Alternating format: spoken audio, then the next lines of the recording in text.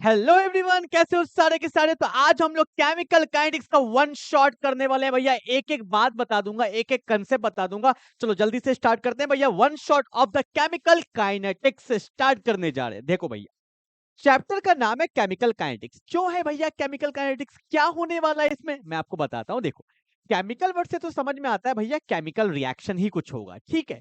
ये जो वर्ड तुम देख रहे हो ना काइनेटिक्स, ये बेसिकली एक ग्रीक वर्ड से आया है जिसको बोलते हैं हम लोग काइनेसिस, ठीक है ना। और ग्रीक वर्ड में काइनेसिस का मतलब होता है मूवमेंट। क्या होता है भैया? मूवमेंट होता है। और जब मूवमेंट होगा तो भैया स्पीड आएगा। और स्पीड तो भैया फिजिक्स का वर्ड है, हम लोग क्यों यूज करें? केमिस्ट्री में स्पीड को ही क्या बोला जाता है? रेट बोला जाता है। और रेट को ही क्या बोलते हैं? स्पीड बोलते हैं। मतलब इस चैप्टर में आप रिएक्शन के स्पीड के बारे में पढ़ने वाले हो। क्लियर है ना? The branch of chemistry which deals with the rate of the reaction. Rate का मतलब क्या होता है? स्पीड। फिर से बोल रहा हूं, the branch of the chemistry which deals with the rate of the reaction and the factors affecting rate of the reaction. मतलब किस किस फैक्टर से स्पीड बढ़ सकता है, किस किस फैक्टर से स्पीड घट सकता है। तो वो सारे फैक्टर्स को हमें देख के चलना है। क्लियर है ना? तो फटाफट से फिर से बोलूंगा एक बार, the branch of the chemistry which deals with the rate of the reaction and the factors affecting rate of the reaction, इसी को हम लोग क्या बोलते हैं? Chemical kinetics. क्लियर है ना? देखो डेफिनेशन लिखा है, टेंशन मत लो ना। देखो वही लिखा है कि chemical kinetics is the branch of the physical chemistry which deals with the study of the rate of the chemical reaction and the factors affecting the rate of the reaction। इसको हम लोग क्या बोलते हैं? केमिकल काइनेटिक्स बोलते हैं। तो फंडा तो समझ में आ गया कि रिएक्शन का स्पीड के बारे में यहाँ पे बात होने वाला है। क्लियर है? जल्दी से उतार लो भैया, एक एक चीज बताते चलूंगा, ठीक है। चलो ओके, आगे बढ़े ना, आगे बढ़े, फटाफट से अपना लिखते चलो, आगे बढ़ते चलो। बहुत इंपॉर्टेंट इंपॉर्टेंट टॉपिक पे हमें फोकस करना है, ठीक है ना। अब देखो, हमारा टॉपिक ही है रेट ऑफ द रिएक्शन। समझते हैं ना। देखो मेरे पास क्या हुआ, एकदम एग्जांपल से आपको समझाता हूँ, ज्यादा क्लियरिटी आएगा। मान लो मेरे पास रिएक्टेंट है और रिएक्टेंट से क्या बन गया? प्रोडक्ट बन गया। रिएक्टेंट से तो प्रोडक्ट ही बनता है ना। अब देखो, मैंने बोला कि जब टाइम t इक्वल टू 0 था, मतलब रिएक्शन स्टार्ट भी नहीं हुआ, तो मैंने बोला आर का कंसंट्रेशन क्या है? C not. मैंने बोला कि आर का कंसंट्रेशन क्या है? C not. सी नॉट को बोलते हैं इनिशियल कंसंट्रेशन। क्लियर है ना? और मैंने बोला कि टी टाइम बीत गया। कितना टाइम बीत गया भैया? टी टाइम बीत गया, तो इसका कंसंट्रेशन क्या हो गया? सी टी हो गया। अगर इससे फील नहीं आता है आप लोग को ना, नंबर से फील आता है, ठीक है भैया। मैंने बोला इसका कंसंट्रेशन पहले 10 मोलैरिटी था, प्रोडक्ट स्टार्ट नहीं हुआ, समय के साथ कुछ घट गया। अब टाइम भी ले लो भैया, जब तुम्हें फील ही लेना है। मैंने बोला जब 10 मिनट बीत गया, अब इसका कंसंट्रेशन हो गया 4 मोलैरिटी, तो भैया 6 मोलैरिटी कहां चला गया? तो 6 मोलैरिटी प्रोडक्ट की तरफ चला गया। समय के साथ रिएक्टेंट घटता है और प्रोडक्ट बढ़ता है। अब इतना बात समझ में आ गया? तो मुझे निकालना है रेट। रेट का मतलब होता है स्पीड। तो रेट का जो फॉर्मूला होता है वो बेसिकली होता है चेंज इन कंसंट्रेशन। कंसंट्रेशन में कितना चेंज आया बाय चेंज इन टाइम, या बोल सकते हैं टाइम टेकन। कितना टाइम लगा? टाइम टेकन, ठीक है। इसमें मुझे कुछ अभी मॉडिफाई भी करना है इन टर्म्स ऑफ स्टोकियोमेट्रिक कोएफिशिएंट, वो बाद में देखेंगे, आराम आराम से सब बताऊंगा, समझो। तो अगर मुझे इसका रेट निकालना है तो रेट क्या होगा? Change in concentration. चेंज क्या होता है? Final minus initial. तो मैं यहाँ पे क्या लिखूंगा? 4 मोलैरिटी माइनस 10 मोलैरिटी। मोलैरिटी का मतलब ही होता है कंसंट्रेशन, बाय क्या है? फाइनल टाइम कितना था? 10 मिनट, और इनिशियल क्या था? 0 मिनट। तो हमारा आंसर क्या आएगा? 4 में से 10 गया तो क्या हुआ? -6 मोलैरिटी, और 10 में से 0 गया तो 10 ही होगा, तो 10 मिनट। तो क्या, एक बात बताओ, कभी आपने सुना है स्पीड नेगेटिव होता है? तो यहाँ पे नेगेटिव आ गया, तो भैया रेट नेगेटिव कैसे होगा? यही बात मेरे को आपको समझाना था कि जब हम लोग रिएक्टेंट के तरफ से बात करते हैं तो रिएक्टेंट तो घट जाता है ना, तो वैल्यू तो माइनस ही आएगा ना। इसलिए इन केस ऑफ रिएक्टेंट हमें इसको माइनस से मल्टीप्लाई करना होता है, क्योंकि स्पीड कभी भी नेगेटिव नहीं होगा। तो मैंने भी इसको क्या किया? माइनस से मल्टीप्लाई किया। एक बात हमेशा याद रखना, ठीक है। अब माइनस माइनस क्या हो गया? प्लस। तो 6/10 मोलैरिटी, ऊपर जाएगा तो मिनट इनवर्स, तो हमारा आंसर क्या हो गया? 0.6 मोलैरिटी मिनट इनवर्स। तो यहां से फील हमें अच्छा आ जाता है। समझ में आया? क्लियर है ना? तो भैया रेट कैसे निकालते हैं? Change in concentration by change in time. पर अगर रिएक्टेंट वाला तुम वैल्यू लेते हो तो यहाँ पे माइनस लगाना पड़ेगा। एक बात और, कि सर जो स्पीड रिएक्टेंट का आएगा वही स्पीड प्रोडक्ट का आएगा। बिल्कुल, क्योंकि जिस हिसाब से रिएक्टेंट घट रहा है उसी हिसाब से प्रोडक्ट बढ़ रहा है, तो जो स्पीड रिएक्टेंट का आता है वही प्रोडक्ट का आता है। आप चेक कर लो ना। बिल्कुल, अब देखो रेट क्या होगा, change in concentration by change in time. यहाँ पे 0 है, बोलो फाइनल कितना है 6 मोलैरिटी, इनिशियल क्या है 0 मोलैरिटी, फाइनल टाइम क्या है 10 मिनट, इनिशियल टाइम क्या है 0 मिनट, तो वैल्यू क्या आ गया 6 मोलैरिटी बाय 10, तो 6 बाय 10 होता है 0.6 मोलैरिटी मिनट इनवर्स। अब बोलोगे सर यहाँ पे नेगेटिव क्यों नहीं आया, क्योंकि प्रोडक्ट बढ़ता है ना, इसी वजह से तो प्रोडक्ट में माइनस लगाने का नीड नहीं है। क्लियर है? तो यहाँ पे आपको समझ में आया कि रेट कैसे निकालते हैं, change in concentration by change in time. Reactant में माइनस से मल्टीप्लाई करना होता है, प्रोडक्ट में माइनस से मल्टीप्लाई करने का नीड नहीं है। ठीक है, अब देखो ये हो गया, जल्दी उतारो। हाँ, जो फोन आ रहा है, एक सेकेंड। हेलो हेलो, अब मैं क्लास ले रहा हूँ अभी ना। हम्म, ओहो, जल्दी उतारेंगे। हम्म, अ, अ, अ, अ, अ, हम्म, चलिए हो गया, आगे बढ़े फटाफट से। चलो क्लियर है यहाँ तक ना। देखो भैया अब क्या होने वाला है, यहाँ पे एक छोटा सा मैं एग्जांपल लेके आपको समझाऊंगा जो मुझे पहले समझाना था। ठीक है ना? अब देखिए, रिएक्टेंट से क्या है, प्रोडक्ट है। टाइम टी इक्वल टू 0 पे मान लेते हैं कंसंट्रेशन क्या है सी नॉट, टाइम टी पे कंसंट्रेशन क्या है मान लेते हैं सी टी। ठीक है, अगर मुझे रेट लिखना है तो रेट क्या होता है, final concentration minus initial concentration bye final time minus initial time. पर अगर आप रिएक्टेंट में लिखोगे तो आगे साइन माइनस लगाना पड़ता है। ठीक है, क्या मैं इसको ऐसा भी लिख सकता हूं, माइनस तो रहेगा C T minus C naught, final minus initial, तो इसको डेल्टा से भी रिप्रेजेंट करते हैं। तो डेल्टा किसका, कंसंट्रेशन ऑफ आर, इसी का ना कंसंट्रेशन में चेंज आया। ब्रैकेट का मतलब ये होता है कंसंट्रेशन बाय डेल्टा टी, तो ये भी लिखने का तरीका होता है। क्लियर है क्या? और मैं क्लास में हूँ, क्लास ले रहा हूँ अभी। हाँ। ठीक है, क्लियर है ना। डेल्टा आर बाय क्या होता है, डेल्टा टी होता है, ये हमारा रेट होता है। इतना बात क्लियर हो गया। अब ध्यान से सुनो, अब मैं क्या बोल रहा हूं। यहाँ पे मैंने अभी कोई स्टोक्योमेट्रिक कोफिशिएंट नहीं लिया था, अब सुनना। अब मैंने एक और एग्जांपल लिया, मैंने लिखा 2r से बनता है p। अब देखो भैया 2r, अब यहाँ पे स्टोक्योमेट्रिक आ गया, देखना ध्यान से। मैंने बोला कि टाइम t इक्वल टू 0 पे कंसंट्रेशन सी नॉट है, टाइम t पे कंसंट्रेशन क्या है सी टी है। क्या अब रेट का तरीका सेम होगा, नहीं, यही बात मैं समझाने आया हूं। तो अब रेट क्या होगा देखो, final concentration C T, initial concentration C naught, final time T, initial time 0। ठीक है ना? रिएक्टेंट के लिए भैया हम लोग माइनस लगाते हैं, बिल्कुल ठीक है। पर अब जो ये स्टोक्योमेट्रिक कोफिशिएंट होता है ये हमेशा डिवाइड में चले जाएगा। स्टोक्योमेट्रिक कोफिशिएंट को आपको हमेशा डिवाइड में लिखना है, हमेशा। क्लियर है ना?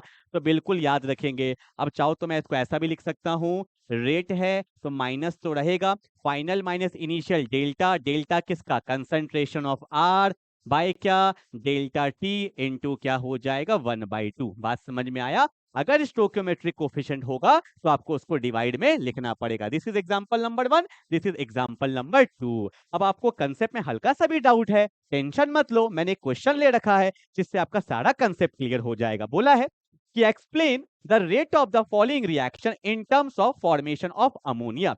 अब लोग पता है गलती क्या करते हैं, वैसे मैंने यहाँ पे बैलेंस कर दिया है, कोई भी रिएक्शन आएगा तो आपको उसको बैलेंस खुद करना पड़ेगा। ठीक है, तो इसका रेट मैं कैसे लिखूंगा, तो रेट क्या होगा देखो, यहाँ पे तो सी नॉट सी टी नहीं दिया हुआ है ना, तो आपको लिखने का भी जरूरत नहीं, आप डायरेक्टली कर सकते हो। कैसे देखो रेट है, रिएक्टेंट है ये दोनों, ये क्या है प्रोडक्ट है, तो रिएक्टेंट लिखेंगे माइनस, लिखेंगे delta of concentration of N2, तो यही हो गया ना फाइनल माइनस इनिशियल, बाय क्या, डेल्टा टी। स्टोक्योमेट्रिक कुछ नहीं है, और जो रेट इसका होगा वही रेट इसका होगा, वही रेट इसका होगा, क्योंकि पूरा रिएक्शन तो एक ही स्पीड से काम करेगा ना, ऐसा थोड़ी एक आगे बढ़ गया एक पीछे रह गया। ठीक है, तो जो रेट इसका वही रेट इसका, ये भी रिएक्टेंट है तो माइनस डेल्टा क्या लिखेंगे भैया, H2 बाय डेल्टा टी, और यहाँ पे स्टोक्योमेट्रिक 3 है तो नीचे इसको 1/3 लिख देंगे, इक्वल टू प्रोडक्ट है तो आगे प्लस लिखेंगे, यहाँ पे क्या है डेल्टा, और यहाँ पे क्या है भैया NH3 bye delta T, into यहाँ पे क्या है 2 है तो यहाँ पे क्या लिख देंगे 1/2। तो ये हो गया मेरा रेट ऑफ द रिएक्शन,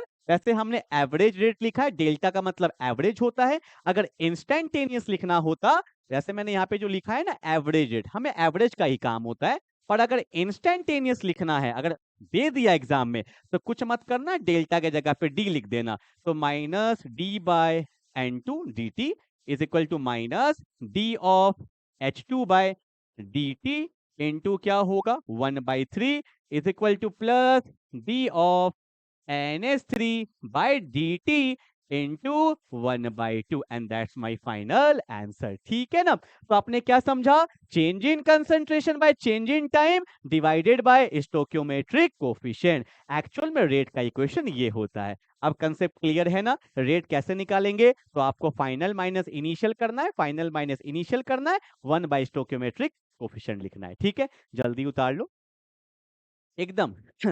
अभी भी समझ में नहीं आया? अब एक और क्वेश्चन लिया है एनसीईआरटी का, एकदम बताते हुए चलूंगा। ठीक है, वन शॉट है तो क्या आराम आराम से करेंगे। ठीक है, चलो आगे बढ़े, जल्दी से उतार लो। चलो, अभी मैंने एक वीडियो डाला था, देख लिया आपने? हेलो एल्केन्स हेलो का 15 मोस्ट इंपॉर्टेंट क्वेश्चंस।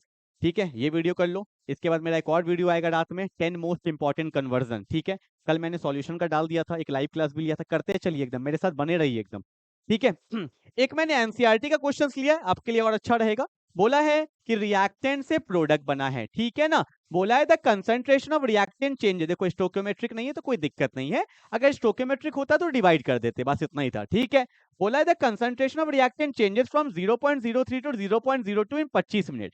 तो मैंने बोल दिया कि टाइम जब 0 था तो इसका कंसंट्रेशन था 0.03 मोलैरिटी, और जब टाइम बीत गया, कितना 25 मिनट बीत गया, तो इसका कंसंट्रेशन हो गया 0.02 मोलैरिटी। ठीक है ना? तो आपको बोला है कि एवरेज रेट बताना है। अच्छा, मिनट में भी बताना है और सेकंड में भी बताना है। देखो कैसे करेंगे, आपको सिखाया है ना। रेट क्या होता है? Change in concentration by change in time, लिखते थे ना, delta of R by delta T. Stoichiometric कुछ नहीं है तो आगे माइनस लगाना होगा, क्योंकि रिएक्टेंट का वैल्यू दिया हुआ है, तो मैंने माइनस लगा दिया। तो यहाँ पे क्या लिखेंगे बोलो? फाइनल कंसंट्रेशन कितना है? 0.02 मोलैरिटी माइनस 0.03 मोलैरिटी। ठीक है ना? और यहाँ पे क्या होगा? फाइनल टाइम कितना दिया हुआ है? 25 मिनट माइनस क्या होगा? 0 मिनट। स्टोकियोमेट्रिक नहीं है, अगर होता तो डिवाइड कर देते। अब देखो यहाँ पे आएगा माइनस 0.01, माइनस माइनस प्लस हो जाएगा, तो 0.01 मोलैरिटी बाय 25 मिनट है ना। ठीक है, अब इसको सॉल्व कर लो कि यहाँ पे क्या दिया हुआ है? 0.01 बाय 25 है, पॉइंट हटाएंगे तो 0 आएगा ना, तो पॉइंट 10 10 10 10 10 कट जाएगा क्या? नहीं, 10 अब कितने बार में जाएगा? 4 बार में, 10,000 कट गया, तो हमारा आंसर आएगा 1 2 3 1 4। तो मैं लिखूंगा 4 इंटू 4 ही आएगा ना, 1 2 3 एंड 4। हाँ, तो 4 इंटू 10 की power -4 molarity minute inverse and my direct final answer. ठीक है ना? सेकंड में करने के लिए क्या करेंगे? मिनट को सेकंड में करने के लिए इंटू 60 कर लेंगे, फिर सॉल्व करेंगे, आपका आंसर आ जाएगा। ठीक है, दैट्स वेरी सिंपल क्वेश्चन, जल्दी से उतार लो इसको। ठीक है, चलो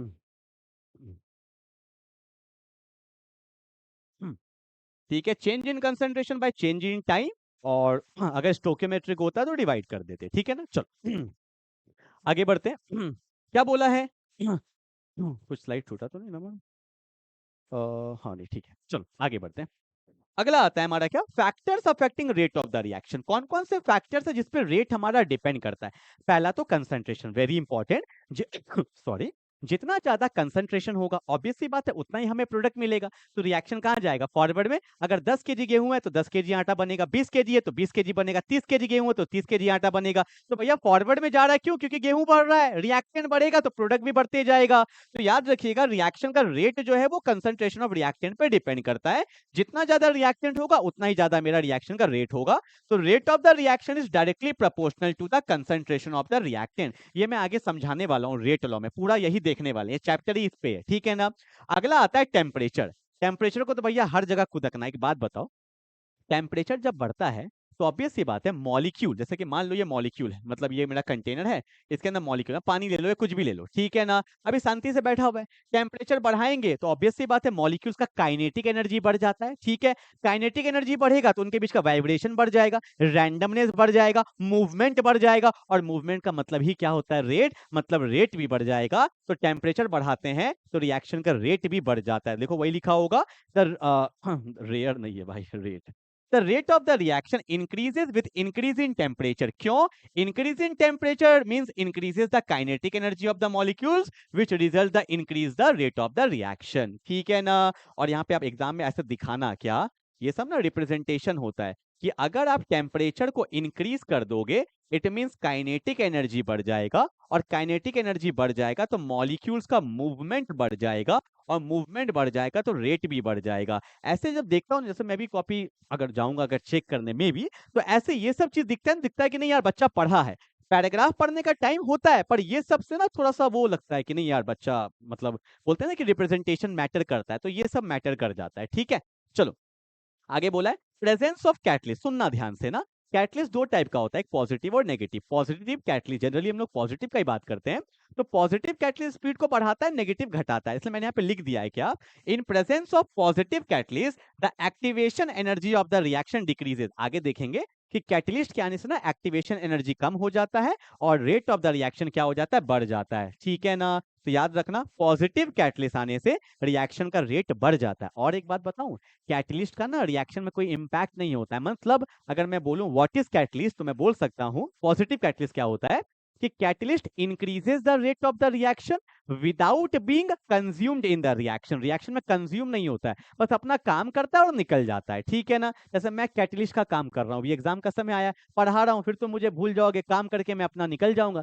तुम अपने रास्ते, मैं अपने रास्ते, कहीं को याद रखना तुम्हें, हाँ या ना? ठीक है, तो मैं कैटलिस्ट हो रहा हूँ। ठीक है, चलो आगे बढ़े क्या? चलो अगला आ रहा है रेट लॉ। देखो भैया लंबा चौड़ा लिखा है, मैं पहले समझाऊंगा, उसके बाद देखना एक लाइन में डेफिनेशन बोल के दिखाऊंगा। क्लियर है? क्या होता है रेट लॉ, मैं आपको समझाऊं, यहां से खेला स्टार्ट हो जाएगा मेन टॉपिक यहां से स्टार्ट हो जाएगा। रेट लॉ समझना, देखो क्या होता है, मैंने बोला कि रिएक्शन है ए से ए, बी से बी से बनता है सी से सी से बनता है डी से डी।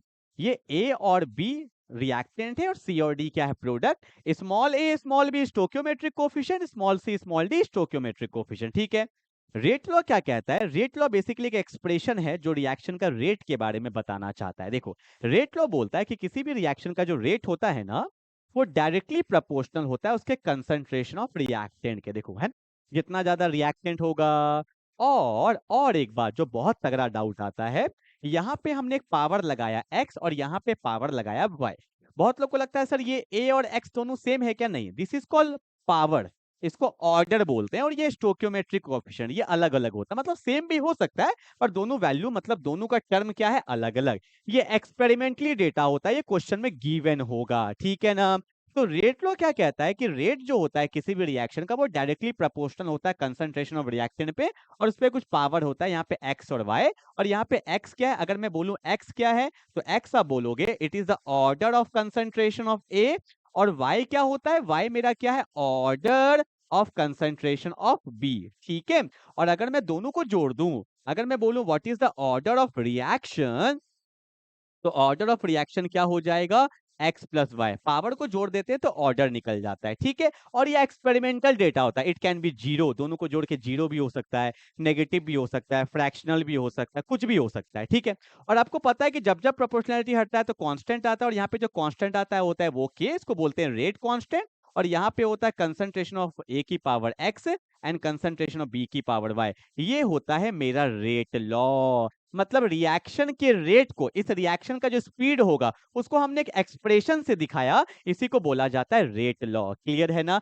एग्जाम में इतना दिखाओ, ये सब दिखाओ भैया, दिखाओ। ठीक है, अब रेट लॉ का डेफिनेशन देखो क्या लिखा हुआ है, लंबा चौड़ा मैं आपको दिखाऊंगा। अभी पहले देखो क्या लिखा है देखो आराम आराम से। ठीक है, कैसा फॉन्ट यूज किया है इन्होंने, देखो लगता है जल्दी जल्दी में बनाया है ना यार। ठीक है, कोई बात नहीं। देखो बोला है क्या, the rate law is the expression, आराम आराम से, एक एक्सप्रेशन है, क्या चीज का एक्सप्रेशन है, रिएक्शन के रेट को बताने का, रिएक्शन के स्पीड को बताने का। देखो क्या बोला है, the rate law is the expression in which reaction rate is given. बोला है ना, रेट लॉ क्या है, rate law is the expression in which reaction rate is given, किसके टर्म में, इन terms of concentration of reactant, in terms of, कहां गया कहां गया कहां गया, हाँ देखो यहाँ पे क्या, rate law is the expression in which reaction rate is given in terms of concentration of reactant having some power having some power which may or may not be equal to the stoichiometric coefficient of the balanced chemical reaction। ये दोनों बराबर हो सकता है but same नहीं है, मतलब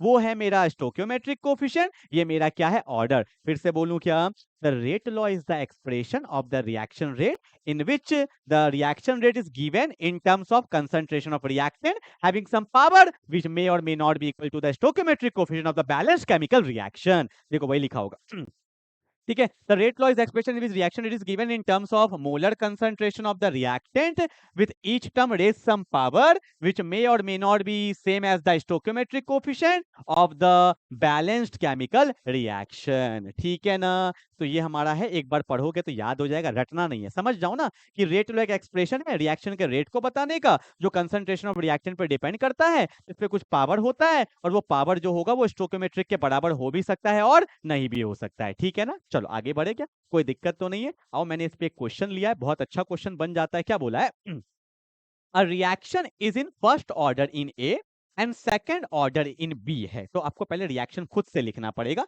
मतलब यहाँ पे ए और बी रिएक्टेंट है मेरा, क्योंकि तभी तो ऑर्डर लिखा हुआ है, रिएक्टेंट का ही ऑर्डर होता है। मान लेते हैं ए प्लस बी से क्या बन गया, प्रोडक्ट बन गया। इसका रेट लॉ क्या होगा, रेट लॉ होगा rate equal to K concentration of A and concentration of B. ठीक है, देखो बोला है फर्स्ट ऑर्डर इन ए पे पावर 1 होगा and second order in B, second order B. Rate law लिख दिए क्योंकि रेट लॉ से ही सारा खेला होगा। अब क्या बोला है, देखो पहला क्वेश्चन ए बोला है how is the rate affected on increasing the concentration of B 3 time. बोला है कि हमने ना बी का कंसंट्रेशन को 3 टाइम्स कर दिया है पहले से, तो रेट में क्या इंपैक्ट होगा। मैंने पहले ही बोला है कि भैया रिएक्टेंट को बढ़ाओगे तो रेट बढ़ जाएगा। तो देखो भैया क्या होगा, मैंने बोला जो नया रेट है इसको रेट डैश बोल देते हैं। क्या होगा, के तो के रहेगा, ए पे कोई चेंज नहीं किया है, बी को 3b किया है, तो यहाँ पे क्या होगा 3b का स्क्वायर। ठीक है ना, और यहाँ पे रेट डैश जो होगा के है 3 का स्क्वायर, जैसे यहाँ पे लिखा ए की पावर 1 है ना, और 3 का स्क्वायर क्या होता है 9, कांस्टेंट को बाहर रख दे और यहाँ पे क्या है बी पे स्क्वायर। तो तुम ध्यान से देखो, क्या ये देखा देखा सा लग रहा है, के ए की पावर 1 बी स्क्वायर, के ए की पावर 1 बी स्क्वायर। अगर तुम इसको इक्वेशन 1 मान लोगे तो क्या मैं बोल सकता हूँ जो मेरा नया रेट है वो 9 टाइम्स है किसके, पुराने रेट के, क्योंकि ये पुराना रेट था। तो मैं ऐसा बोल सकता हूँ कि अगर आपने कंसंट्रेशन ऑफ बी को 3 टाइम्स कर दिया है तो एग्जाम में ऐसे दिखाओगे और लिखोगे hence the rate of the reaction increases by 9 times. ठीक है ना, दिख रहा है ना 9 टाइम्स इंक्रीज हो गया। तो लिखने का तरीका बहुत इंपॉर्टेंट है, क्लियर है। अगला क्वेश्चन खुद ट्राई करना, वीडियो को पॉज करो, खुद ट्राई करो एक बार, करो तो गलती तो होगा, करो तो कम से कम यार। कर लिया, चलो देखो क्या होगा बी में। अब बोला है how is the rate affected when the concentration of both A and B are double. A को भी डबल कर दिया, बी को भी डबल कर दिया, तो ठीक है ना, देखते हैं ना। तो मान लेते हैं जो मेरा नया रेट डैश आएगा वो के होगा, हमने ए को भी डबल कर दिया है तो 2a की पावर 1 है और यहाँ पे 2b का क्या है स्क्वायर है, कोई दिक्कत तो नहीं। अब ध्यान से देखो रेट डैश है तो यहाँ पे 2 की पावर 1 तो 2 आगे आ गया, 2 का स्क्वायर 4 आगे आ गया, के तो के रहेगा, ए की पावर 1 और यहाँ पे क्या है बी का स्क्वायर। तो यहाँ पे रेट डैश जो है वो 4 टू जा 8 है, 8 इंटू के, यहाँ पे ए की पावर 1 है और यहाँ पे क्या है बी स्क्वायर। क्या ये देखा देखा सा लग रहा है, के ए बी स्क्वायर पुराना रेट था ना, तो यहाँ पे जो नया रेट आया है वो कितना टाइम्स हो गया है, 8 टाइम्स हो गया है पुराने रेट के। ठीक है, अगर आप दोनों को डबल करते हो तो 8 टाइम्स होगा, एक को 3 टाइम्स करते हो तो 9 टाइम्स होगा। ऐसे एग्जाम में दिखाएंगे ये सब क्वेश्चंस को, क्लियर है ना, जल्दी उतार लो। हाँ हाँ, ये तो पूरा भी वन शॉट चल रहा है। ठीक है, कल एक वीडियो आएगा मेरा, कल आएगा वीडियो जिसमें मैं करा रहा हूँ 15 most important question of chemical kinetics. सिर्फ वन शॉट करने से नहीं होगा, क्वेश्चंस प्रैक्टिस भी करिए, क्योंकि यहाँ पे तगड़े लेवल वाले क्वेश्चंस कम चांस होता है करने का, क्योंकि वन शॉट में ऐसी वीडियो लंबा हो जाता है। कंसेप्ट पूरा पढ़ लेंगे, इसमें भी क्वेश्चंस मैं करवा रहा हूँ, पर वहां पे तगड़े वाले क्वेश्चंस आएंगे जो उसका लेवल और भी अच्छा होता है। वैसे ये सब भी बोर्ड का ही क्वेश्चन है पर जिसका लेवल और तगड़ा होगा, क्लियर है ना। चलो आगे बढ़ते हैं फटाफट से। अब आता है ऑर्डर ऑफ द रिएक्शंस। यहाँ पे भैया खेला होगा, पूरा चैप्टर का जान यहीं पे है। ऑर्डर तो मैंने आपको बता ही दिया था क्या कि भैया a प्लस बी से अगर मान लो c बनता है तो अगर मैं इसका रेट लॉ लिखता हूं तो रेट क्या होता है k कंसंट्रेशन ऑफ a की power x and concentration of b की पावर y। अगर आ जाए तो एग्जाम में दिखाएंगे। अगर मैं बोलता हूं कि यहाँ पे ऑर्डर ऑफ द रिएक्शन क्या होगा तो आप बोलोगे ऑर्डर ऑफ द रिएक्शन होगा क्या x प्लस वाई। क्या होगा x प्लस वाई। ठीक है, अगर मैं डिफाइन करूं व्हाट इज ऑर्डर तो सुनना, order is defined as the sum of the power। order is defined as the sum of the power। किसका power, order is defined as the sum of the power of the concentration of the reactant, of the concentration of the reactant. कहां पे in the rate law expression, in the rate law expression. Clear है ना? लिखो ना, board में बहुत simple लिखा हुआ है, मैं अच्छा सा लिखवा दूं, लिखो ऑर्डर में लिखो वैसे यहाँ पे भी दिया हुआ है, order defines the sum of the power of the concentration of the reactant. अच्छा वही तो लिखा है, सॉरी सॉरी, अच्छा मैंने लिखा था ये वाला। Order is defined as the sum of the power of the concentration of the reactant in the rate law expression is said to be order of the reaction. वही लिखा हुआ जो मैंने बोला, ठीक। ओके चलो क्लियर है ना? एग्जाम में ऐसा दिखा देना। और ऑर्डर में देखो 3 पॉइंट बता रहा हूं क्योंकि आगे में क्वेश्चन करने वाले हैं, write the difference between order and molecularity. तो 3 पॉइंट पता होना चाहिए। पहला पॉइंट तो ये हो गया, ठीक है भैया, ऑर्डर क्या होता है दिखा भी देंगे। दूसरा पॉइंट क्या होता है, order, order can be, order can be, क्योंकि पावर है ना, कुछ भी हो सकता है। Order can be zero, order can be zero, comma negative, comma fractional, comma whole number, integer, etcetera, कुछ भी हो सकता है, ठीक है। क्योंकि लिख देना it is experimentally calculated, it is experimentally calculated. ये तीसरा पॉइंट है, ठीक है। 3 पॉइंट कम से कम पता होना चाहिए। एक तो डेफिनेशन, दूसरा order can be zero, negative, fractional, ठीक है। और इसको कैसे कैलकुलेट करते हैं, एक्सपेरिमेंटली, ठीक है। It is experimentally calculated. Clear हो गया? अब जो स्टार्ट होगा ना भैया वो है में, एक हमें पढ़ना है जीरो ऑर्डर, एक पढ़ना है फर्स्ट ऑर्डर, 5 चीज पढ़ना है। अब लगेगा समय, अब होगा खेला स्टार्ट। देखो भैया स्टार्ट करते हैं, क्या क्या पढ़ेंगे देखो। 5 चीज जीरो ऑर्डर में, 5 चीज फर्स्ट ऑर्डर में, पता होना चाहिए पहले क्या क्या। देखो सबसे पहले पढ़ेंगे जीरो ऑर्डर में हम लोग इंटीग्रेटेड, इंटीग्रेटेड रेट इक्वेशन। एक तो हमें ये पढ़ना है इंटीग्रेटेड रेट इक्वेशन, भयानक चीज है, यही तो मेन है। या तो जीरो ऑर्डर का आएगा या तो फर्स्ट ऑर्डर का आएगा, आना ही आना है, ठीक है। उसके बाद हम लोग पढ़ेंगे unit of the rate constant, उसके बाद हम लोग पढ़ेंगे ग्राफ, उसके बाद हम लोग करेंगे इसका एग्जाम्पल्स, ठीक है। और न्यूमेरिकल्स भी देख लेंगे, वैसे न्यूमेरिकल्स का कल तो आएगा ही वीडियो, ठीक है। उसमें हम लोग अच्छे खासे न्यूमेरिकल्स करेंगे। पर ये सब चीज तो भैया भयानक है, ठीक है। और सेम फर्स्ट ऑर्डर का है, जीरो ऑर्डर भी बहुत ज्यादा इंपॉर्टेंट है, और इससे भयानक इंपॉर्टेंट है वो तो हमारा भैया फर्स्ट ऑर्डर है। इसके बिना तो पेपर बन ही नहीं सकता, तुम लिख लो आज मेरे से, ठीक है। चलो स्टार्ट करते हैं, आ जाओ समझो। जीरो ऑर्डर का मतलब क्या है पहले मुझे ये बताओ। वही पावर जीरो, अगर मैं लिखता हूं यहाँ पे रिएक्टेंट से प्रोडक्ट, समझना ध्यान से। मैंने बोला कि time T equal to zero पे, देखो भैया डेरिवेशन स्टार्ट हो रहा है, समझ समझ के करेंगे, बिल्कुल आराम आराम से करेंगे, ठीक है। देखो क्या किया है, मैंने बोला है कि time T equal to zero पे कंसंट्रेशन सी नॉट होता है, और टाइम टी पे कंसंट्रेशन मैंने सी टी मान लिया। एग्जाम में बताना है सी नॉट और सी टी आपने क्या माना है। सी नॉट आपने माना है इनिशियल कंसंट्रेशन, क्या माना है, इनिशियल कंसंट्रेशन।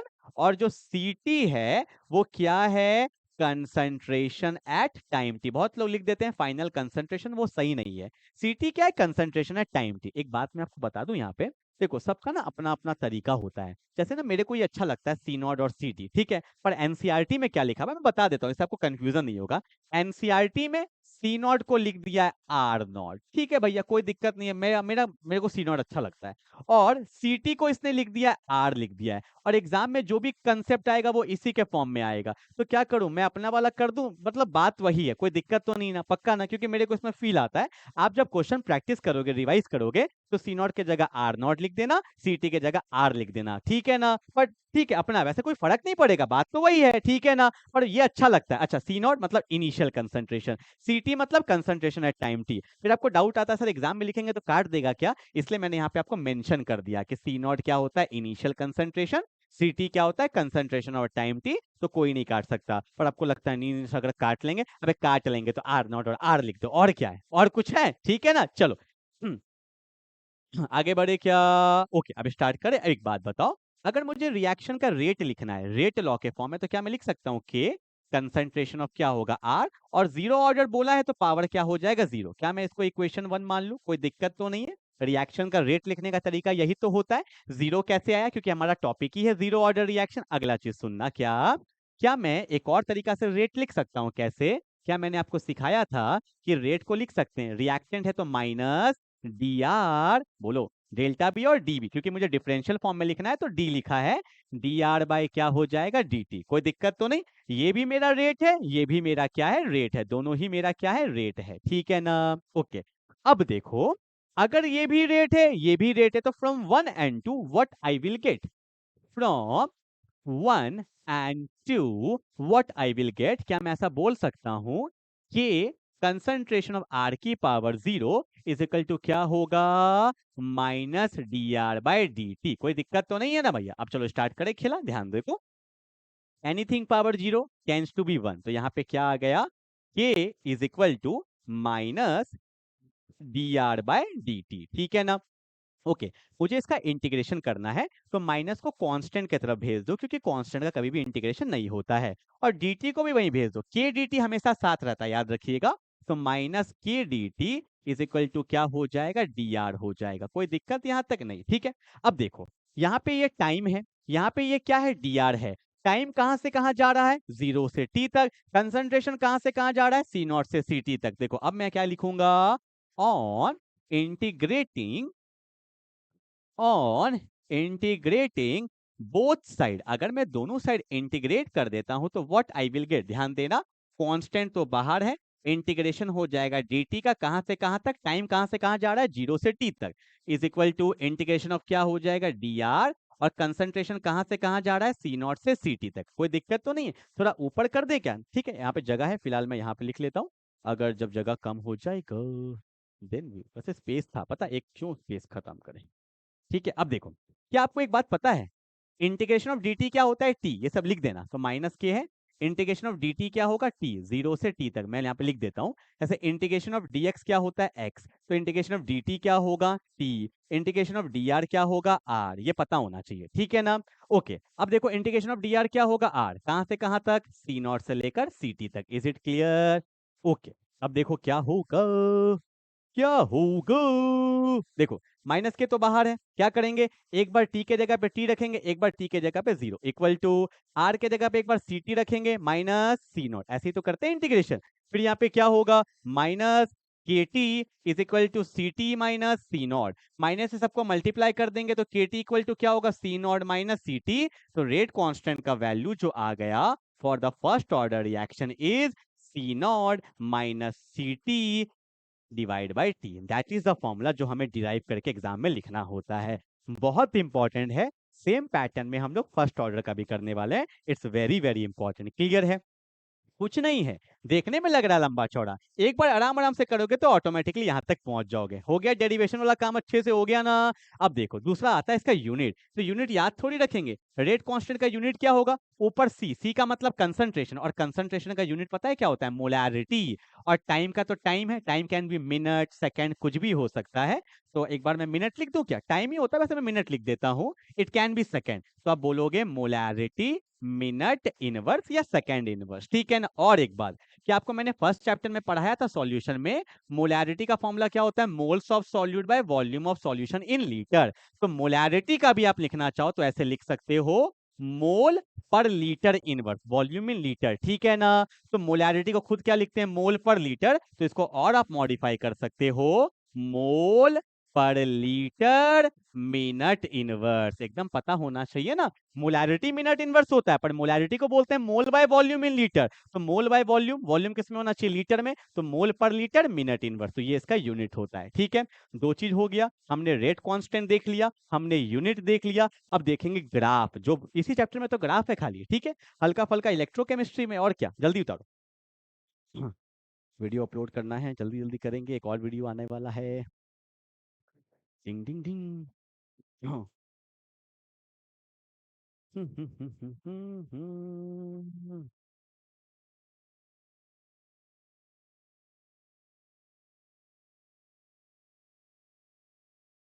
चलो वीडियोस आ गए हैं बहुत सारे ना, आप लोग फटाफट से देख सकते हो।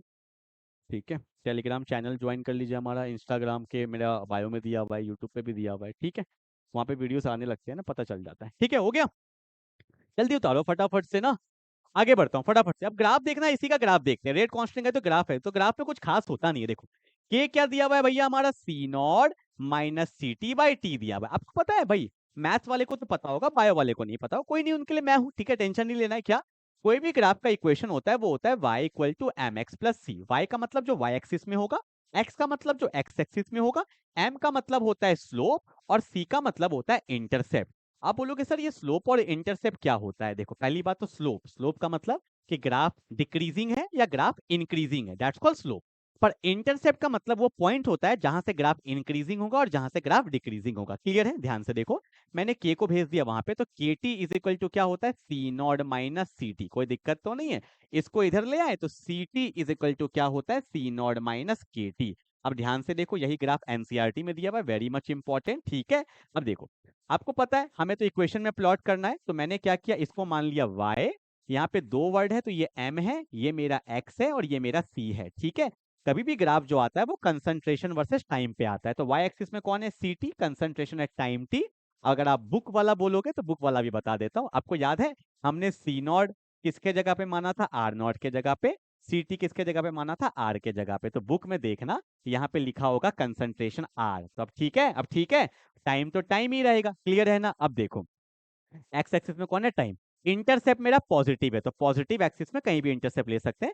यहाँ पे मैंने ले लिया सी नॉट। अगर बुक में देखोगे तो बुक में क्या लिखा होगा, आर नॉट। ठीक है भैया, अब देखो स्लोप, स्लोप क्या है, नेगेटिव है, माइनस है, मतलब इस पॉइंट से ग्राफ कहाँ जाएगा, नीचे। ये क्वेश्चन 1000 बार पूछा गया है कि जीरो ऑर्डर रिएक्शन का स्लोप क्या होता है, तो स्लोप माइनस के होता है। डायरेक्टली मुंह पे याद होना चाहिए कि जीरो ऑर्डर रिएक्शन का स्लोप क्या होता है, माइनस के। दिख रहा है ना, ये वाई एक्सिस हो गया, ये एक्स एक्सिस हो गया। इंटरसेप्ट पॉजिटिव था तो पॉजिटिव एक्सिस में कहीं भी ले लिए थे। देखो इधर सी है तो यहीं पे होगा ना, तो यहाँ से ग्राफ क्या होगा, decreasing. That's an very important graph, मैंने यहाँ पे बता भी दिया है, बार बार याद रखिएगा। सी नॉट को आर नॉट, सी टी को आर, तो सी टी आर है, सी नॉट को आर नॉट, जो बुक में आपको दिखेगा। ऐसे बुक तो तुम्हें खोलना है नहीं अब, हाँ खोलोगे क्या, खोल लेना एक बार। ठीक है, चलो हो गया। अब इसका एग्जाम्पल लिख ले। ठीक है, चलो भैया एग्जाम्पल लिखो। ये सब एक्सपेरिमेंटल तो अपने को पता होना चाहिए, तो एग्जाम्पल जो होता है मेरा जीरो ऑर्डर रिएक्शन का, एक एग्जाम्पल पता होना चाहिए। Decomposition, decomposition of ammonia, decomposition of ammonia. Ammonia का जो डिकम्पोजिशन होता है ना, ये मेरा जीरो ऑर्डर रिएक्शन होता है। आपको पता होगा NH3 का जब टूट जाता है, it will form N2 plus H2। Balance करेंगे, यहाँ 2 है तो यहाँ 2, यहाँ पे 3 आ जाएगा। और यहाँ पे हम लोग कैटलिस्ट फैटलिस्ट भी लेते हैं, प्लेटिनम हो गया। ठीक है, तो ये मेरा क्या है, जीरो ऑर्डर रिएक्शन। अगर मैं इसका रेट लिखूंगा ना, तो रेट क्या हो जाएगा, rate constant concentration of NH3, और यहाँ पे 2 मत लिख देना, अभी एक्सपेरिमेंटल है, zero. Anything zero tends to be 1, मतलब कंसंट्रेशन पे डिपेंड ही नहीं कर रहा है। रेट किस पे डिपेंड कर रहा है, रेट कांस्टेंट पे। ठीक है ना? चलो, आई होप आपको जीरो ऑर्डर समझ में आ गया होगा। हमने इंटीग्रेटेड रेट इक्वेशन कर लिया, यूनिट कर लिया, ग्राफ कर लिया, एग्जाम्पल्स कर लिया, न्यूमेरिकल्स इसी में आएगा। रेट कांस्टेंट पूछ देगा तो आपको पता है C naught minus C T by T. तो ये बहुत सिंपल होता है, इसलिए ज्यादातर क्वेश्चन फर्स्ट ऑर्डर से आते हैं न्यूमेरिकल्स वाइज। ठीक है, चलो आगे बढ़े, इसको उतार लो फटाफट। डिंग डिंग डिंग डिंग। चलो आगे बढ़े। Okay, now we are going to start our first order reaction. जैसे जीरो ऑर्डर था वैसे ही हमारा फर्स्ट ऑर्डर रिएक्शन, और क्या ही होगा तुम बताओ। ठीक है, कंसेप्ट तो वही था ना। आओ स्टार्ट करते हैं।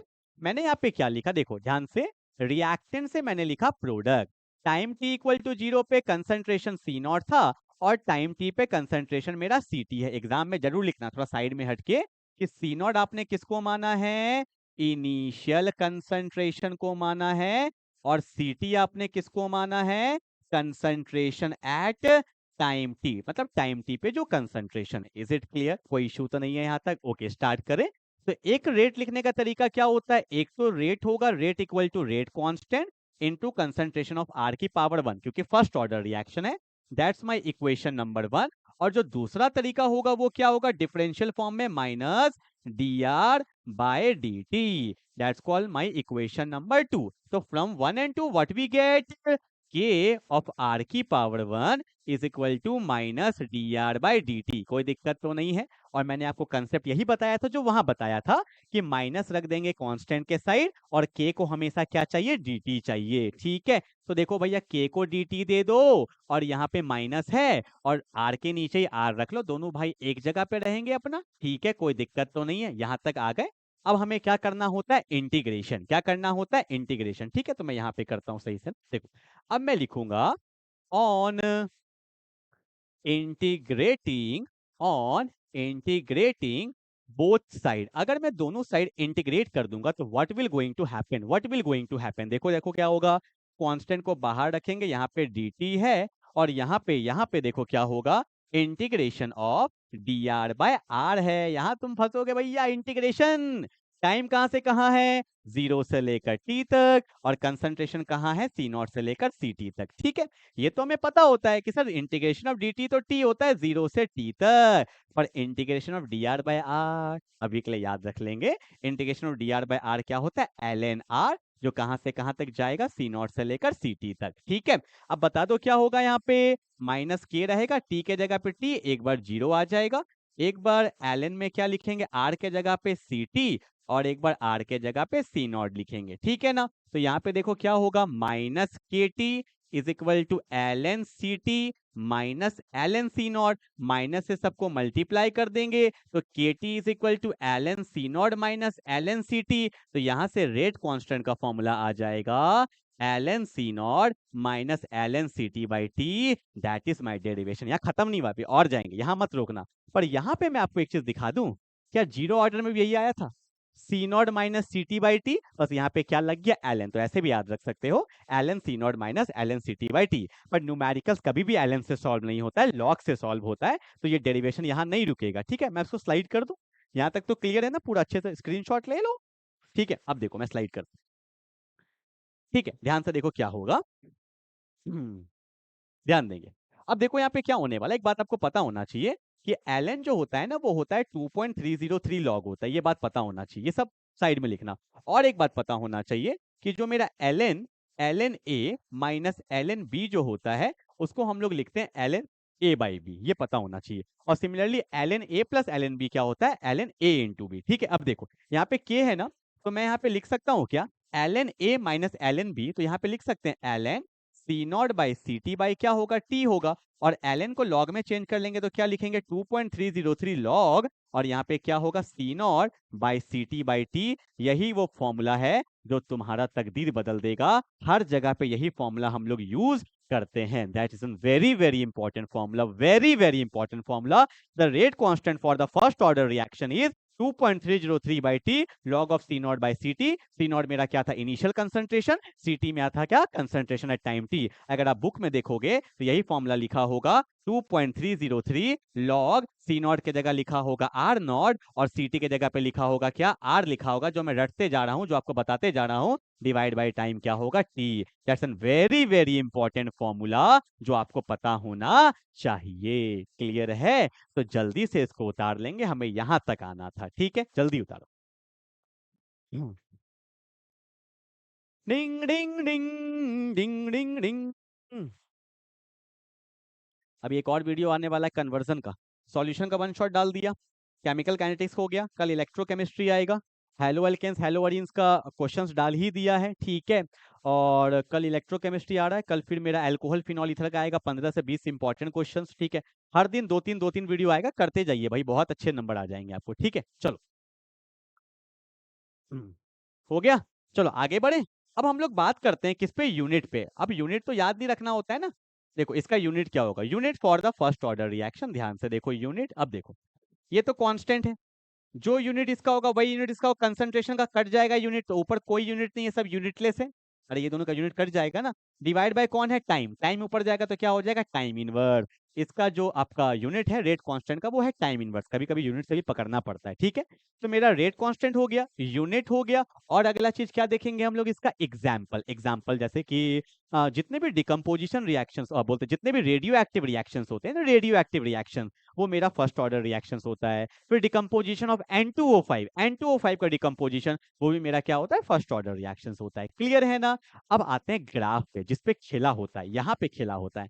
इसमें दो ग्राफ है, कौन कौन सा, पहला ग्राफ हम लोग करेंगे क्या, K is equal to ln C0 minus ln CT by T. एक तो हम लोग करेंगे इस पे, ln पे ग्राफ करेंगे, ठीक है, इंपॉर्टेंट है।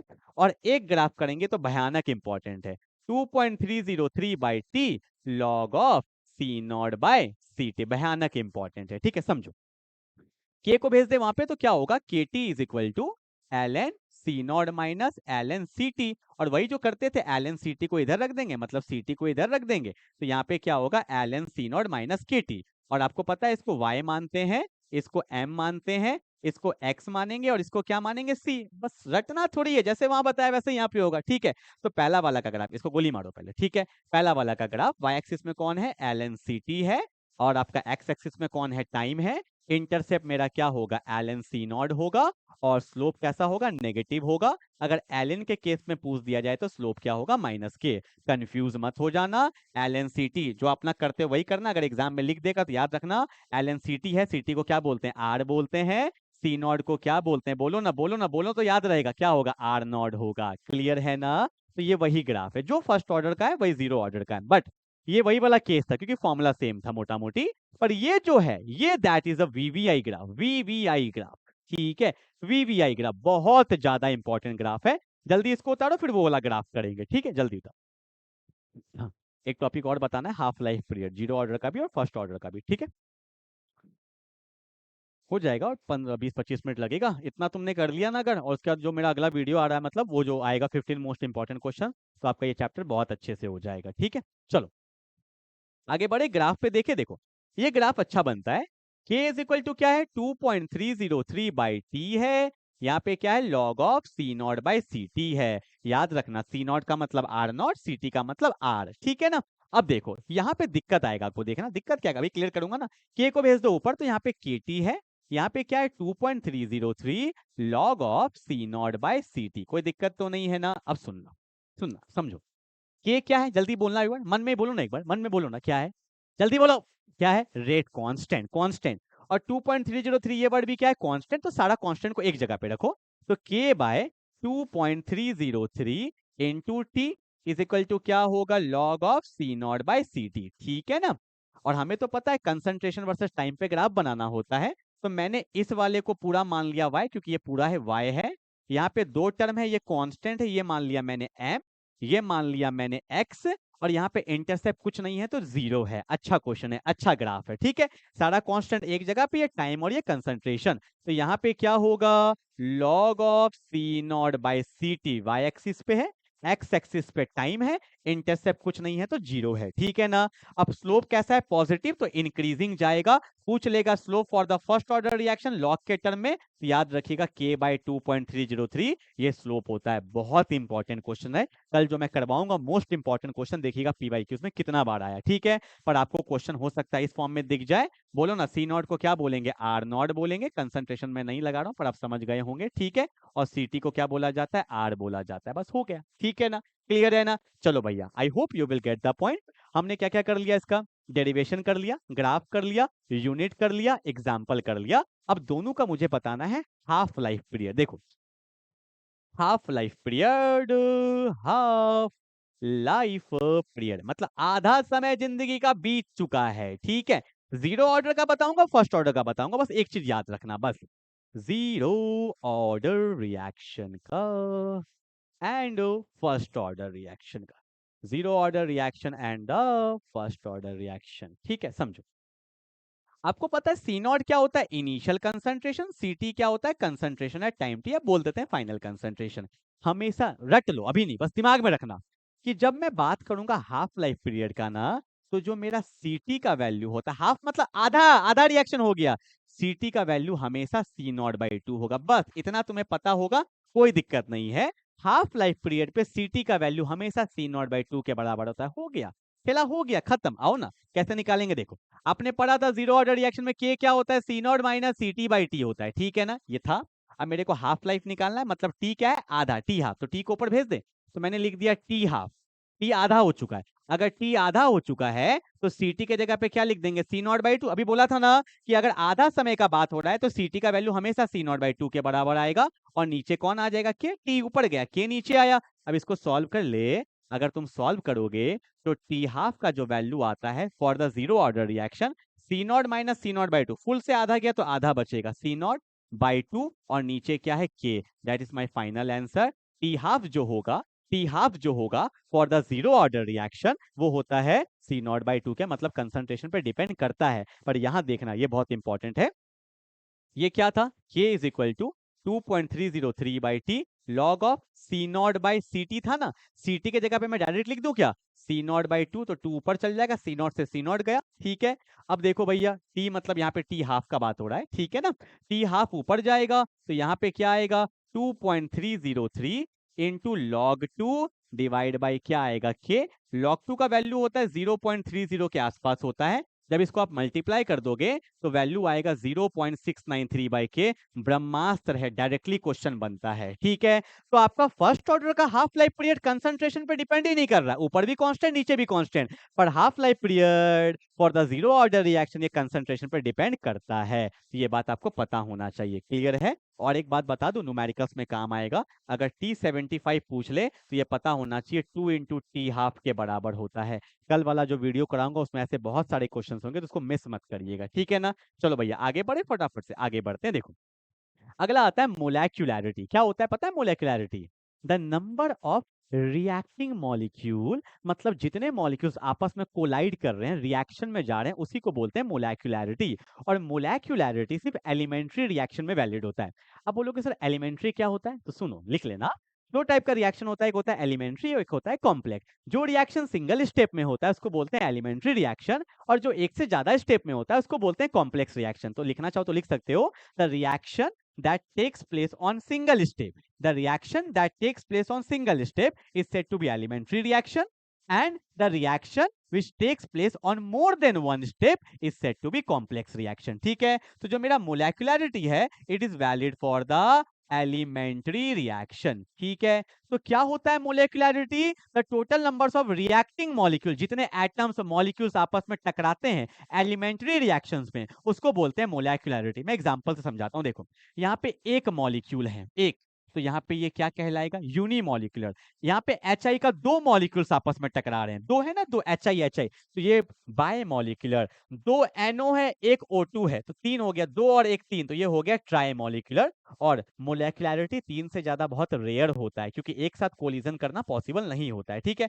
तो डेफिनेशन क्या है? The total numbers of atoms ion molecules of the reaction involve in the reaction is terms as molecularity. ठीक है, it is always a whole number, ये कभी जीरो नहीं हो सकता। थोड़ी जीरो मॉलिक्यूल्स टकराएंगे या नेगेटिव मॉलिक्यूल्स टकराएंगे या फ्रैक्शनल मॉलिक्यूल्स टकराएंगे, कभी ऐसा नहीं होता। लिखा हुआ है it is always a whole number, it is never more than 3 and it can't be zero. ये कभी भी जीरो नहीं हो सकता, कभी भी नेगेटिव नहीं हो सकता, कभी भी फ्रैक्शनल नहीं हो सकता। ठीक है, ये बात पता होना चाहिए। वैसे अगले क्वेश्चन में हम लोग लिखवा ही देंगे, अभी देखना है क्वेश्चन करेंगे। ठीक है, चलो पानी पी लो क्या यार, एक सेकंड ना।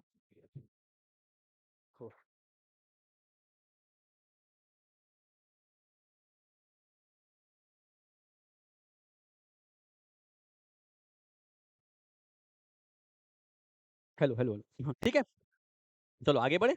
अब देखो क्वेश्चन है यहाँ पे, ऑर्डर एंड मोलेक्युलर। मत देखो मेरे को, देखो तीन पॉइंट बताऊंगा। पहला, ऑर्डर पढ़ चुके हो, what is order? Order is defined as the sum of the power of the concentration of the reactant in the rate law expression। लिखा हुआ है, ठीक है। यहाँ देखो molecularity क्या है?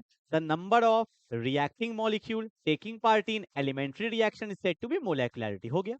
Order can be zero, can be negative, can be fractional, पर आपका molecularity can't be zero, negative और fractional। It is experimentally calculated, पर यहाँ पे क्या होता है? It is a theoretical concept, it is a theoretical concept। ठीक है ना? तो जो मैंने बोला वो ज्यादा अच्छा है। It is the sum of the power, ये वही है definition. It is the numbers of reacting molecule taking part in elementary reaction, दोनों ठीक है। It is experimentally calculated and it is a theoretical concept and it can be zero negative fractional but it can't be zero negative और fractional. ठीक है ना, तीन तीन point अपने को पता होना चाहिए। बहुत इंपॉर्टेंट क्वेश्चन है, बहुत इंपॉर्टेंट क्वेश्चन है। ठीक है, चलो आगे बढ़े क्या? अब हम बात करते हैं सूडो फर्स्ट ऑर्डर रिएक्शन में। सूडो का मतलब क्या होता है? हमें देखने में तो लग रहा है एक्चुअल में वो रिएक्शन होता है high order, it can B second order, it can B third order, पर हमें देखने में लग रहा है क्या? सूडो है, मतलब देखने में लग रहा है वो फर्स्ट ऑर्डर। सूडो मतलब होता है फॉल्स। इसका दो एग्जांपल, एक तो समझा रहा हूं, पूरा डिटेल में बता दूंगा, मुंह पे होना चाहिए दोनों एग्जांपल। देखो एग्जांपल नंबर 1, ठीक है, बुक में भी पूरा दिया हुआ है, एक सेकेंड ना।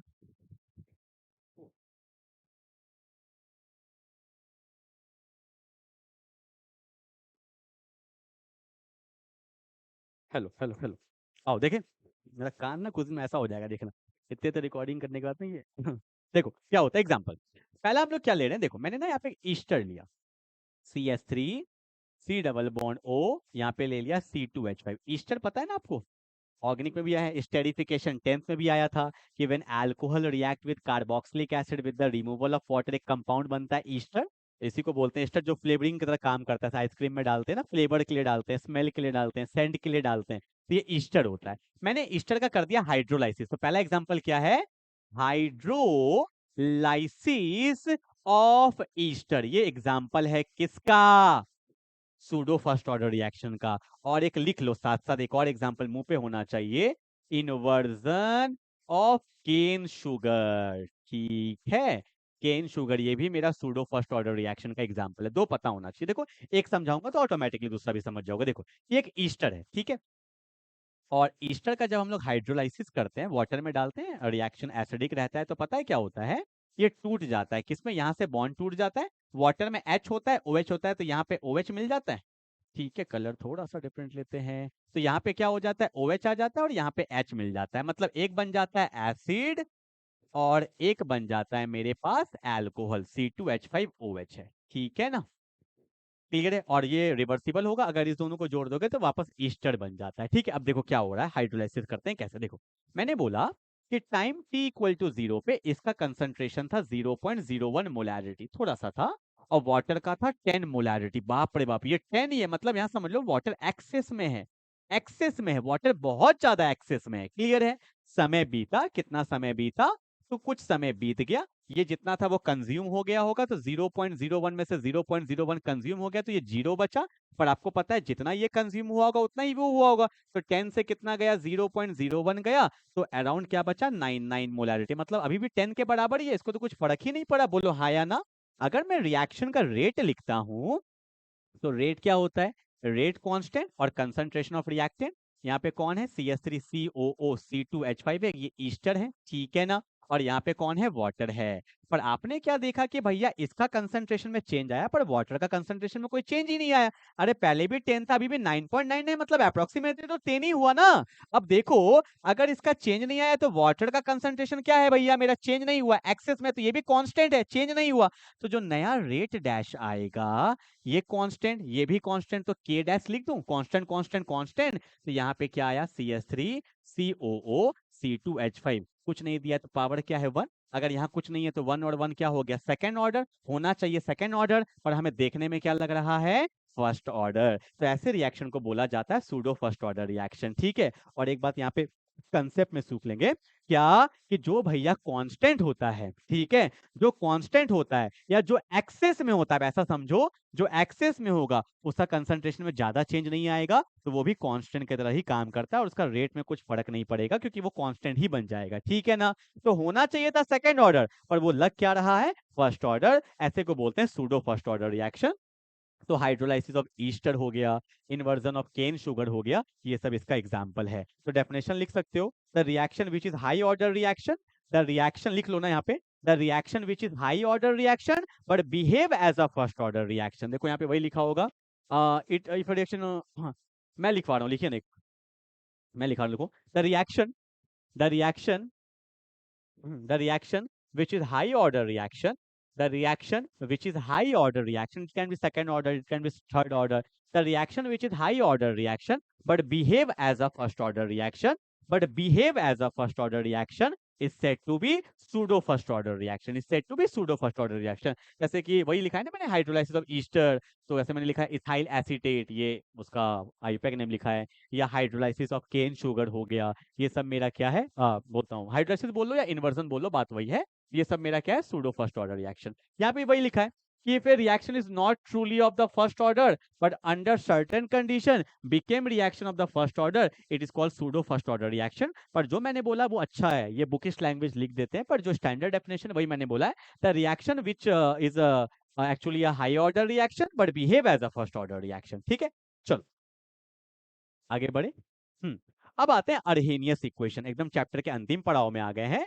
अर्हेनियस एक साइंटिस्ट थे जिन्होंने टेम्परेचर पे रेट के बारे में बताया। अभी तक आपने जो भी फॉर्मूला पढ़ा है वो कंसंट्रेशन के टर्म में पढ़ा था। एक सेकेंड, कॉल आ रहा है।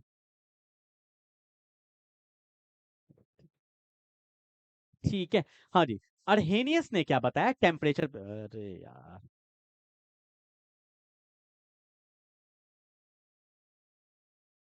ठीक है, आई एम रियली सॉरी, चलो आ जाओ। अर्हेनियस ने क्या बताया, टेम्परेचर से रिलेट किया था रेट ऑफ द रिएक्शन। उसने क्या बोला, सुना कि अगर मेरा टेम्परेचर T है, अगर मेरा टेम्परेचर T है, तो मान लेते हैं रेट कांस्टेंट K है, ठीक है।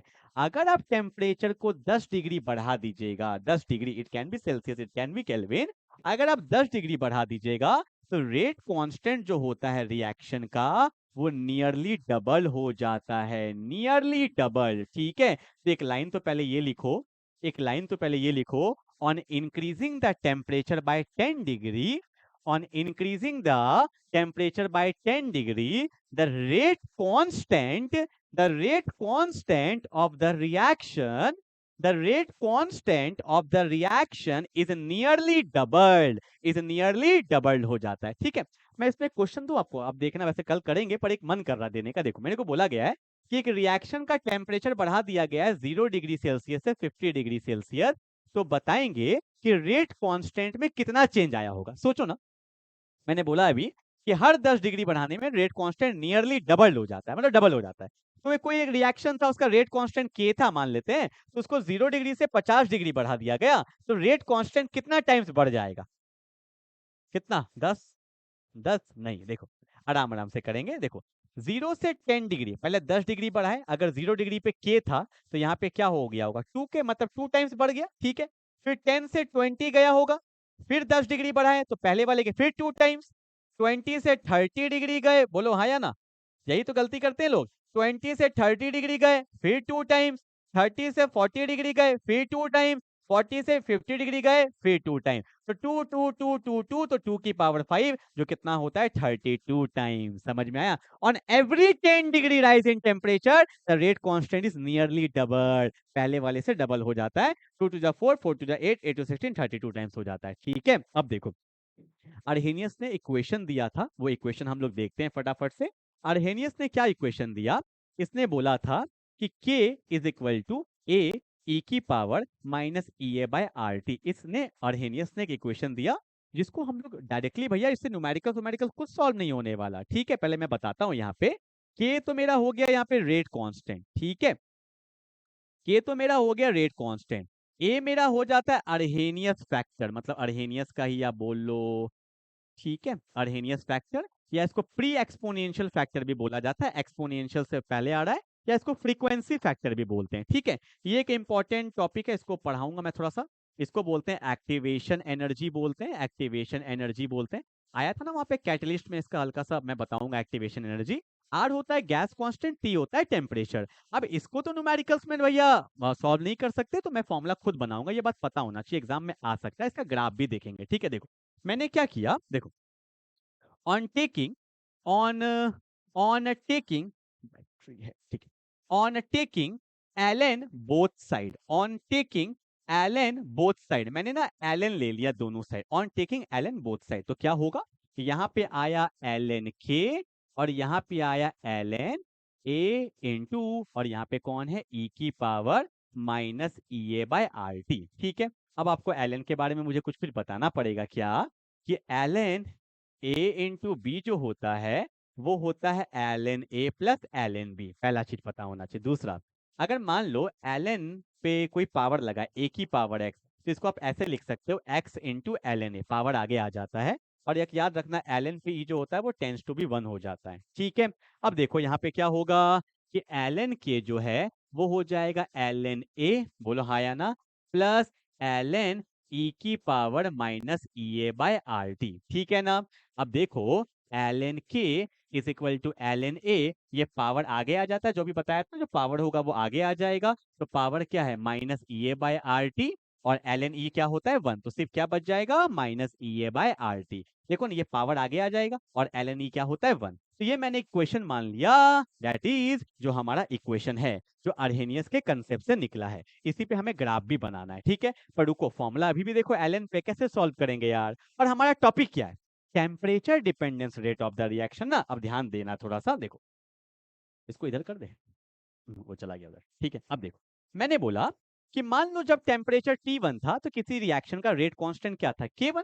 और मैंने बोला कि जब जब टेम्परेचर T2 कर दिए हैं तो रेट कांस्टेंट क्या हो गया? K2। तो मुझे इस पे फॉर्मूला बताना है कि भैया T1 T2 में और K1 K2 में क्या रिलेशन है। तो देखो इसी में पुट करेंगे, तो जब मैंने पुट किया K के जगह पे K1, और यहाँ पे क्या था? ln A था, यहाँ पे EA रहेगा, R रहेगा, और टेम्परेचर T के जगह पे T1। ठीक है, और जब रेट कांस्टेंट K2 है तो यहाँ पे ln A होगा माइनस EA होगा, और यहाँ पे क्या होगा? RT2। ठीक है ना? इसी इक्वेशन में मैंने एक बार K1 रखा, K2 रखा, T1 रखा, T2 रखा, इसको मान लो इक्वेशन नंबर 2 और इसको मान लो इक्वेशन नंबर 3। अब देखो मैंने किया on subtracting equation 2 with equation 1। अब ध्यान देंगे थोड़ा सा, तो यहाँ पे ln k2 minus ln k1 होगा। बोलिए हाँ या ना। ठीक है, k2 minus k1, ln a से ln a चला गया, ये तो खत्म ही हो गया इससे माइनस। अब देखो यहाँ पे इसको इससे माइनस किए, इसको इससे, तो ये जो माइनस माइनस क्या हो जाएगा, प्लस होगा। तो यहाँ पे कौन होगा, E A by R T one by E A by R T two. ठीक है ना। और आपको पता है L N A by B क्या होता है, L N A by B L N K two by K one. E A by R common ले लेंगे और यहाँ पे बचेगा 1/T1/1/T2। कोई दिक्कत तो नहीं। और एल एन पे कभी न्यूमेरिकल सॉल्व नहीं होता है, इसको हम लोग लॉग में चेंज करेंगे तो फाइनल बस फॉर्मूला आ चुका है। ln को log में करते हैं तो क्या होता है, 2.303 होता है ना। तो यहाँ पे लिख सकता हूं मैं 2.303 log k2 by k1 is equal to E A by R. यहाँ पे होगा 1/T1 माइनस 1/T2। ठीक है, आर कांस्टेंट होता है, ये भी कांस्टेंट है, सारे कांस्टेंट को एक जगह पे भेज दो। तो जो फॉर्मूला हमें पता होना चाहिए वो ये है, log k2 by k1 E A by 2.303 into R 1/T1 minus 1/T2। ये कंसेप्ट मैंने पूरा पढ़ा दिया आपको, कल जब न्यूमेरिकल्स करेंगे तो और फील आएगा। 1/T1 माइनस है ना, 1/T1 माइनस 1/T2, ये फॉर्मूला होता है अर्हेनियस का। जहां पे टेम्परेचर रिलेटेड क्वेश्चंस आएगा तो हम लोग यहाँ करेंगे। ठीक है ना, आराम आराम से करोगे ना, बन जाए, कुछ देख के डरो मत। अरे इसी में तो पुट किए माइनस किया, ऑटोमेटिकली ये आ गया, काम खत्म हो गया। ठीक है, चलो ग्राफ देख ले फटाफट इसका। हो गया, उतार लो, जल्दी उतारो। चलो सही टाइम पे हो गया, वीडियो फटाफट डालना है, फिर कन्वर्जन वाले हैं। ठीक है, ओके हो गया। अब देखो इस पे ग्राफ पूछा जाता है, हटा दो इसको, ऊपर कर दो। ठीक है, ग्राफ पूछा जाता है रेट कांस्टेंट और टेम्परेचर पे, है ना। टेम्परेचर पे तो बात करेंगे, कांस्टेंट और टेम्परेचर पे। देखो मैंने इसको क्या बोला, y बोला। ठीक है, ई ए बाय आर ये मेरा m हो गया, और 1/T 1/टेम्परेचर मेरा x हो गया, और ये मेरा क्या हो गया c। तो आपको पता है y एक्सिस में कौन है, ln k है, x एक्सिस में 1/टेम्परेचर है। आपका इंटर से पॉजिटिव है तो ln a होगा। ठीक है, और स्लोप मेरा नेगेटिव है तो ये ग्राफ जाएगा। अगर पूछ लिया जाएगा भैया अर्हेनियस का स्लोप क्या है, तो आप बोल सकते हो minus E A by R है। क्या है, minus E A by R इसका स्लोप है। ठीक है ना। I hope you will get the concept. ठीक है, चलो आगे बढ़े। ओके, अगला आता है मेरा कोलिजन थ्योरी। सिंपल सा, देखो दो साइंटिस्ट थे, एक मैक्स श्योर, एक आपका विलियम लुइस। उन्होंने क्या बोला था कि आपको पता है कि दो मॉलिक्यूल्स आपस में जब टकराएंगे तो एक नया प्रोडक्ट बनेगा। ठीक है, पर जब कोलिजन होता है ना, तो उन्होंने बोला कि पहला चीज तो क्या, एक प्रॉपर ओरिएंटेशन होना चाहिए। अगर प्रॉपर ओरिएंटेशन नहीं है तो भैया कोलिजन भी अच्छे से नहीं होगा। जैसे आपको पता है SN2 रिएक्शन, अगर आपने पढ़ा होगा SN2 reaction halo alkanes halo arenes में, तो वहां पे बैक साइड से अटैक होता था। क्यों, फ्रंट साइड से रिपल्शन हो रहा था। तो एक प्रॉपर ओरिएंटेशन होना चाहिए। और दूसरा, मॉलिक्यूल जो होंगे, molecule to be assumed as an hard sphere. ठीक है, मॉलिक्यूल्स को हम लोग स्फीयर के फॉर्म में एज्यूम करते हैं, जो कोलाइड करेगा तो अच्छे से आपका प्रोडक्ट बनेगा। ठीक है, और यहाँ पे आपका जो एक फॉर्मूला आया था वो ये आया था कि रिएक्शन का जो रेट होगा इन टर्म्स ऑफ कोलिजन, वो बोलते हैं जेड ए बी, ए और बी के बीच में जो कोलिजन होगा, और सेम यहाँ पे minus E A by R T. इससे न्यूमेरिकल बेसिकली बनता नहीं है। ठीक है, क्योंकि सेम पैटर्न अर्हेनियस का ही है। पर हाँ, यहाँ पे एक नंबर का क्वेश्चन पूछा गया है। यहाँ पे जेड ए बी क्या है, इसको बोलते हैं कोलिजन फ्रीक्वेंसी। क्या बोलते हैं, इसको बोला जाता है कोलिजन फ्रीक्वेंसी। इसका डेफिनेशन क्या होता है ये लिख लेना, मैं बोलूंगा। The number of collision per second per unit volume. The numbers of collision, कितना कोलिजन हो रहा है, the numbers of collision per second per unit volume is said to be collision frequency. बस इसमें इतना ही है और कुछ नहीं है। क्लियर है ना। ओके, अब प्रोबेबिलिटी फैक्टर पूछ लिया जाता है तो आगे में p से मल्टीप्लाई कर देते हैं तो वो प्रोबेबिलिटी फैक्टर हो जाता है। ठीक है, चलो एक चीज और बता दूं, एक्टिवेशन एनर्जी के बारे में बता देता हूं। देखो मान लो कि ये मेरा रिएक्टेंट है, मान लेते हैं H2 है प्लस I2 है। ये मेरा आपको पता है ये रिएक्टेंट होगा, प्रोडक्ट बनता है तो HI बन जाता है, तो 2 मोल ऑफ HI बन जाता है। ठीक है, तो आपको पता है कि मुझे कितना एनर्जी चाहिए, यहाँ से यहाँ तक का एनर्जी चाहिए। ठीक है ना, तो ये जो एनर्जी होगा, ठीक है, यहाँ से मुझे यहाँ तक का एनर्जी चाहिए। तो ये जो एनर्जी हमें चाहिए होता है, इसी को बोलते हैं activation energy. This energy is called activation energy. ठीक है, और और ये जो पॉइंट होता है इसी को बोलते हैं एक्टिवेटेड कॉम्प्लेक्स। Activated complex. ठीक है, इतना एनर्जी चाहिए था यहाँ से यहाँ जाने में।